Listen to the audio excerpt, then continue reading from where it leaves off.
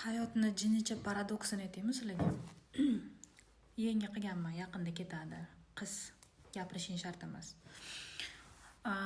Qo'limni mamnaqa qilib chiqargan videoim haqida ko'p gapirishdi-da, lekin imенно o'sha video salkam 200 000 k просмотр yig'gan. Vovlichonность qarang kattaligini. То есть odamlarga mana shu narsa qiziq. И bloger yoki любой axvat uchun ishlayotgan influencer nima deb o'ylaydi? Shunaqa videolar uchar ekan. Odamlarni shu qiziqtirar ekan. To'g'ri, hate ko'p.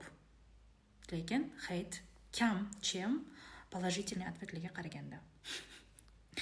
O'shaning uchun iltimos qilaman, agar qo'limni mamnaq qilishim sizga yoqmayotgan bo'lsa, shunaqa videolarimni ko'rmang-da, aqlli videolarimni ko'proq ko'ring. Shu yerda turgan kumush knopkacha o'shanda oltinga aylanadi.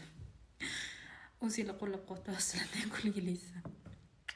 Endi uyalmaysizmi, o'zingizni hurmatingizni tushirasiz deydiganlar. Birinchidan men chet elda yashaganman, Amerikada ham yashaganman, Rossiyada ham, Koreyada ham. Men uchun bu hech qanaqa ahamiyatga ega emas.